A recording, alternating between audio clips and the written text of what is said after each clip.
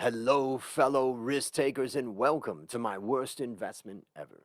Stories of loss to keep you winning. In our community, we know that to win in investing, you must take risk, but to win big, you've got to reduce it. To join our community, go to myworstinvestmentever.com right now, and you'll receive the following 5 free benefits. First, you get the risk reduction checklist I created from the lessons I've learned from all my guests. Second, you get my weekly investment research email to help you increase return.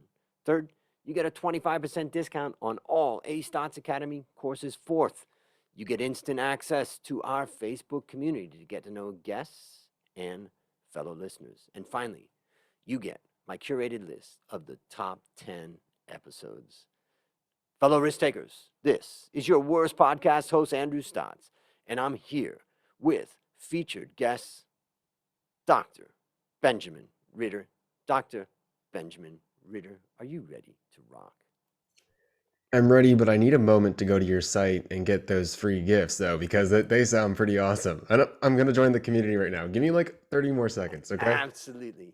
I'm going to automatically get you all that value. So, take a minute. I'm going to take a minute and introduce you to the audience. So, hold on one second while you're going around and signing up.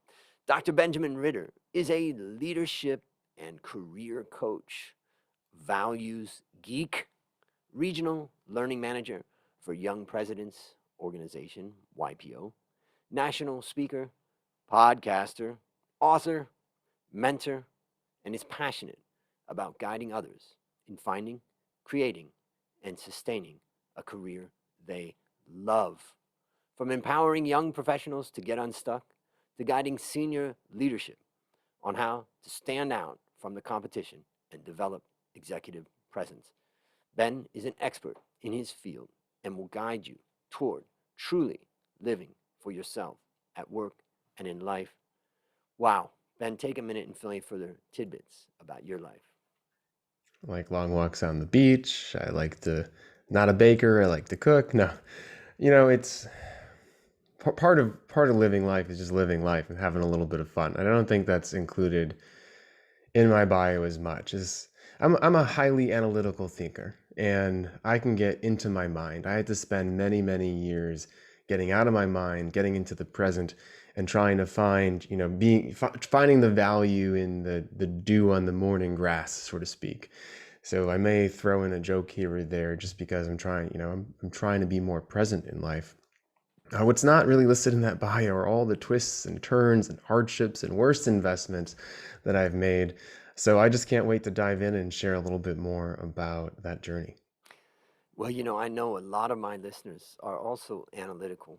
And, one of the challenges of an analytical person is that we can get caught up in our analysis paralysis or other types of things. And so I think, I'm looking forward to hearing your story and hearing your development in that area. So now it's time to share your worst investment ever. And since no one ever goes into their worst investment thinking it will be, tell us a bit about the circumstances leading up to it and then tell us your story. So I had an interesting career path when I was younger. I'd say more interesting now, but I wouldn't have known that. But I wanted to be a professional athlete when I was younger, so I never really thought that I'd be sitting behind a desk working a 9 to 5. I also had a dad that was kind of an entrepreneur that would take me on home remodeling jobs when I was a kid. And so when I dove into the workforce after not becoming a professional athlete, I didn't really know what I wanted to do and where I wanted to do it. But I ended up finding a couple things I was passionate about and got really involved in public health and public health policy and entrepreneurship in a variety of ways. But everything that I tried to do and really invest myself into ended up crumbling. And so this was around 2010. I got out of grad school. I was working for the Illinois Department of Public Health, and that job got cut because of funding. I won a CDC fellowship. I took a test, a nationwide test. I won the fellowship. That got canceled because of funding. I got offered 2 other jobs along a 2.5 year period, and those got cut because of funding. And so I was working every odd job I could find, and I ended up networking into healthcare administration, somewhere that I never thought that I'd end up being. But I was happy to have a job where I was creating direct real outcomes for people, creating a positive social impact.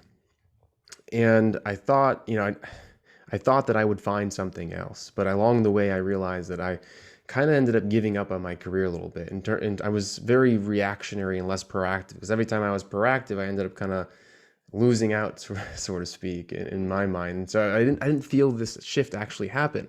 So I ended up 7 years in working in healthcare, being promoted to an executive level position with the next step, regional director, eventually probably becoming a higher level executive or CEO, and really unhappy. To the point where I would stop volunteering for work. I would do as little as possible to get by. I pulled back from the relationships, people that I was working with, because I didn't want to invest more in something that I didn't like. And a lot of listeners might feel this. If you're in a job and you feel stuck and you feel unfulfilled and you feel like you're not doing what you should be doing, this tends to happen. You start pulling back from everything. You have 2 feet out the door, and which just makes everything worse because then you have nothing actually that you value that keeps you happy within the job itself. And I was walking to work one day, dreading it again. And it wasn't just work itself, that the dread is leaked into my personal relationships, into my romantic relationships, into my family relationships. It impacted my motivation in other areas of my life where I was kind of walking around with this dark cloud over my head. And then I remember walking into work one day. Mind you, I walked into work. I could walk into my job.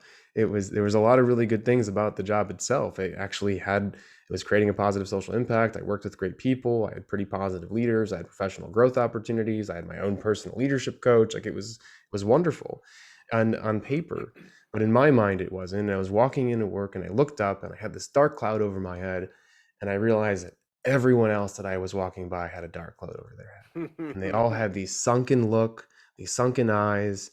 They were dragging their feet. It was just like, does everyone feel this way? Is this how we're supposed to work and live our life?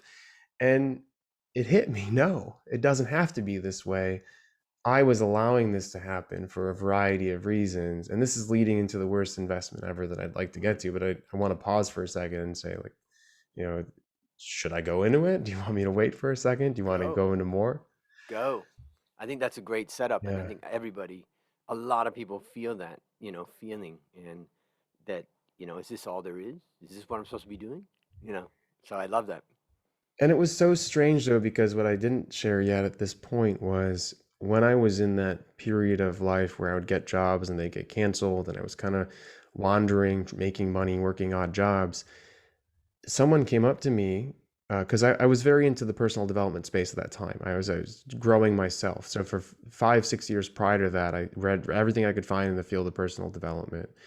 I put myself in uncomfortable situations. I took that analytical mind and I switched it off and just was present and put myself really challenge myself to grow and be social and to learn, like, really just the skill sets of interpersonal dynamics. And this person stopped me and said, I know what you're doing. You're great at it. You need to meet my boss. And I ended up getting hired to be a part-time coach. So that got me into the coaching realm. And then that led to me actually applying for a federal grant for public health professionals for free coaching. And I ended up getting that from the government, which is funny because the government couldn't fund my full-time positions. And then when I was working in healthcare, they ended up selecting me for 16 months of leadership training. So I also had coaching just, you know, around me in a way. I was very focused in personal development and knew all these things that I wasn't implementing in my professional career. And it's funny how we can do that. We can have these blind spots in our life where we give up our actual accountability and power when we have it in other areas. And all we would need to do is just step back and step out and see the bigger picture. And so what I finally realized was that I thought that my organization was supposed to give me meaning, that it was supposed to give me job satisfaction, that it was supposed to make me happy. And I knew this wasn't the case in my relationships. I knew my relationship couldn't make me happy. I knew that achieving something couldn't make me happy. It was the act of it. It was the values I received from it. But for some reason, I gave all my power away in my professional career to my employer. And because of that, that led to me being resentful and pulling back from my relationships and not volunteering for work. And so when it hit me, I stopped and I said, wait, hold on a second. it doesn't matter where I work. It matters how I work and how I think about my work. How can I change that? What do I want to do? And that led to some pretty amazing things from that point on. And that kind of gets into my story of how I got to where I am today. Mm. Um, I just wrote down a lot of things that I take away from that, and I'd just be curious to have you go through a summary of kind of the lessons you learned from that journey. It taught me that we are all accountable for our own levels of job satisfaction, and we all should feel empowered to be accountable. So that means that when I walk into the office or when I open up my computer to start my workday, if I'm thinking negatively about my job, of course I'm going to have a negative experience. So the first part is, what's my mindset and what meaning do I perceive from my work and what value do I take from it? Because if I'm going in and thinking that it's worthless, it's going to be worthless. I don't know about you, but when I reflect back on my career, what I thought I was going to do isn't what I'm doing, even if I was intentional towards it. Mm. Because you end up meeting certain people, you develop certain skills, and those lead to something else, or you learn you're really good at something, or learn that you don't like something. So if you're going into each and every single day without the intention to take something from it, you're going to take nothing. And if anything, you may just take negativity, which ends up just draining other areas of your life as well. Mm. So it's this idea of showing up, developing career capital. And then, we haven't even gotten to crafting your work towards what you actually want it to be. Yep. But I think that's another component we can get into. But I think the first ones are this idea that you're responsible and accountable. You should feel empowered to change your job to what you need it to be, and you need to show up to make the most of it. Mm. And I'm going to summarize some of the things I take away from that. And but just that point you made, ultimately, that's what a good boss wants out of you too. Good boss wants you to come and say, here's, look, I'm not that great in this, but I see this other opportunity, or I think I can really make an impact in this area, you know. And most bosses are like, they look at people and they go, yeah, he's never going to come up with any idea. Yeah, he's just going to sit there and be unhappy, and I'm just going to let him do that because, why should I invest any time if you don't invest any time? And so, it's just like, it's a downward spiral if you're in that situation. Um, some of the things that I wrote down, that I just want to go through is uh, there's a great book I read called The Power of Now by Eckhart Tolle. And the main thing I got out of it was a mantra that I say that my best friend Dale says a lot. And I say is, I am not my thoughts. I am not my thoughts. I am not my thoughts. I am not my thoughts. And I was also thinking as you were talking, I am not my work. I am not my work. I am not my work. That, how do we separate ourselves from them? The second thing I was thinking about is I wrote down uh, life is simple. If life gets complicated, stop. You know, life is simple. Life is not meant to be complicated. If somebody's complicating things, if you're complicating things, just stop and make it simple. The other thing I was thinking about is that it's interesting, you talked about how you were doing all the personal development stuff, but yet, you were unhappy. And for a lot of people, and I'll share my own personal experience. I had experience when I was younger with drug addiction, and that led me into a 12-step program. And in the 12-step program, they had all the, do these steps and you're going to be free of this addiction. And what I found is, so I was just a young guy. I was like, yeah, I'm digging into this. So I really focused on those 12 steps and I worked them hard. And man, my life just opened up. It opened up. And then I saw all these people that were they're still, they've been sober or clean for a while, and they're still kind of unhappy. And then I realized that, what you get out of something is what you put into it. And so sometimes people are, they want to be better and better at personal development and all that stuff, and they know the knowledge of it. But there's a great statement in the 12-step program that says, if you are painstaking at this stage of recovery, you will be amazed before you're halfway through. And I love that word painstaking. If you look at it, you can say taking pain. Are you going through some pain to build real personal development. And once you hit a bottom, like you've described, then it motivates you to think, crap, I think I'm really going to have to really apply these things, not just talk about them. I got a lot of other things I've written down, but I think those are the main things. Anything you'd add to that? Yeah, and if so, I think it's important to note that a lot of times people feel this way, and so their solution is to accept that they are in the wrong job and just skate by. And usually the other one is to leave the job into another job and perpetuate the cycle.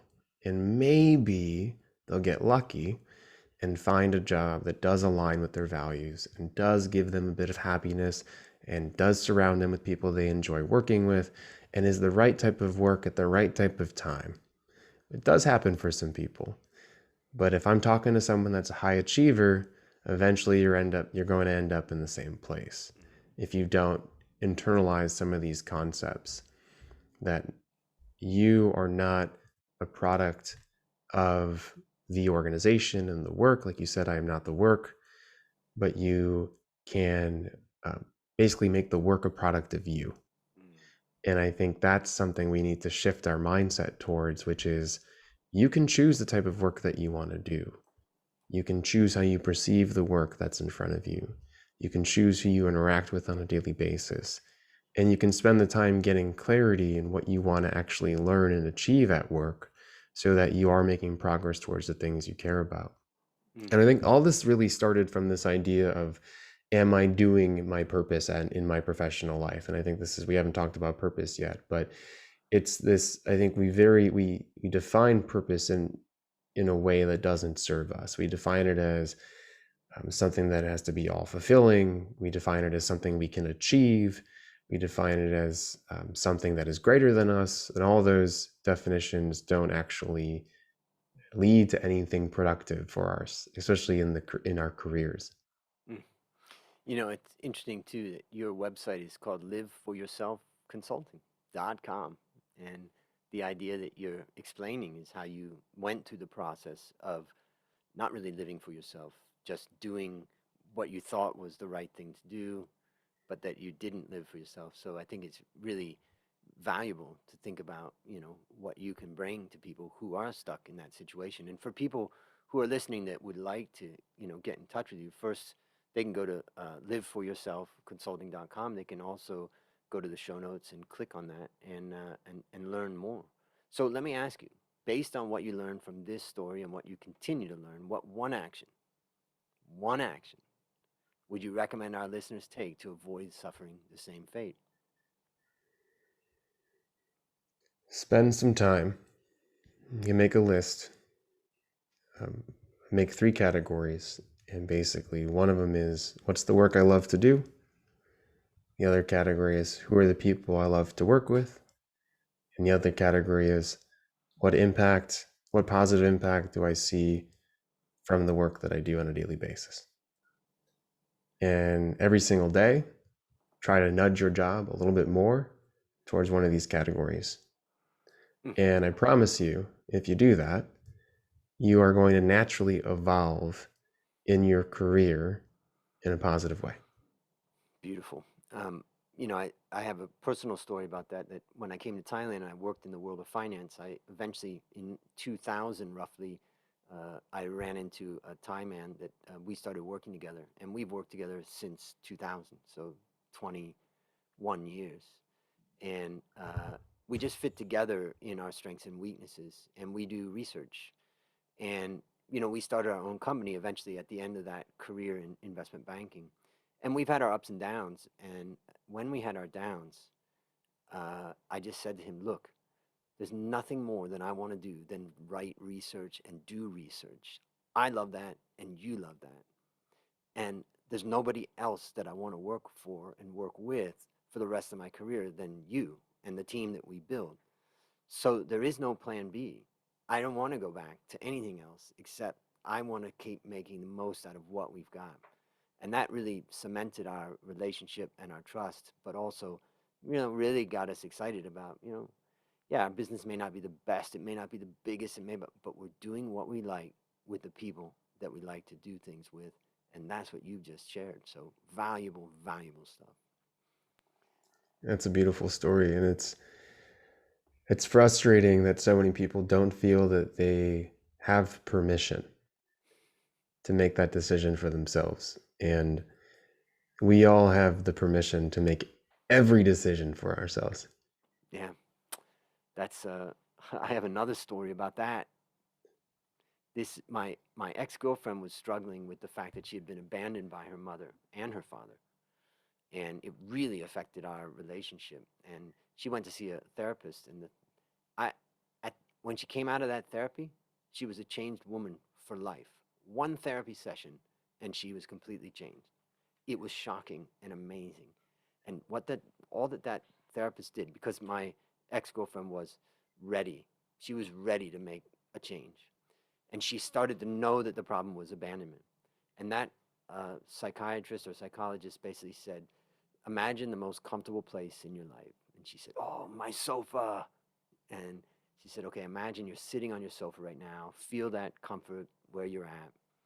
And then the therapist basically took a baby, a little doll, a baby doll or whatever that she had in the room, and she put it across the room. And she said, that's you sitting on the steps at your school when you were 9, and your mother said she was going to come and pick you up and spend the weekend with you, and she never showed up. And that was the most painful moment for her, where she realized she truly was being abandoned by her parents. And she said, get up. And by that time, she's sobbing. I wasn't in the room, but she's telling me exactly what happened. By that time, she's sobbing. And then the therapist said, go pick up that doll. Go pick yourself up. You are now picked up, and you have to move on from this. And I was like, so she was absolutely sobbing. And, she probably cried for another 4 hours after that. And the next day she woke up, and it was like something was lifted from her. So for those people that, have been hurt in so many different ways and are struggling, I think your story to me, Ben, is the idea that you're responsible, you're accountable. Pick yourself up. You can do it. And we all have those stories, especially related to work. We just don't pay them any attention. And why don't you feel like you can ask something of your boss? How do you define leadership? Why don't you feel like you can make a decision with what you work on?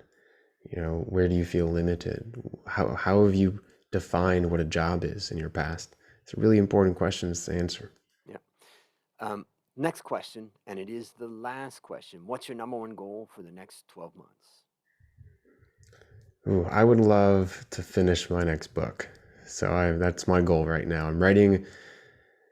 I think we all have evolutions with our professional life, and we get to certain points where we were like, okay, now I am going to honor it through something, a content development. And I've written a workbook in the past and a pocketbook in the past, and now it's finally the Live for Yourself book is going to come out with a different title. I don't want to share that yet, but it's going to be a compilation of stories of basically what we're talking about today, that relate to the almost like commandments that I've learned that relate to living for yourself. Excellent. And for the listeners out there that want to get in touch with you, they can go to the show notes, or is there any other way that's the best way for them to get in touch with you? I have lunch at the diner down the street every Bam! Friday at noon coming up. You can totally just find me on LinkedIn, Dr. Benjamin Ritter, send me a message, connect with me, let me know that you heard me from this show. I'd love to have a conversation with you and keep it going. All right, listeners, there you have it. Another story of loss to keep you winning. My number one goal for the next 12 months is to help you, my listener, reduce risk and increase return in your life. To achieve this, I've created our community at myworstinvestmentever.com. I'll see you there. As we conclude, Ben, I want to thank you again for coming on the show. And on behalf of A Stotts Academy, I hereby award you alumni status for turning your worst investment ever into your best teaching moment. Do you have any parting words for the audience? We haven't really touched on this, but a lot of times we are striving with work, we're unhappy with work because we're trying to find our purpose and get fulfilled. And I think achieve our purpose. And I think we forget that two things really important about purpose. One, it's unlimited.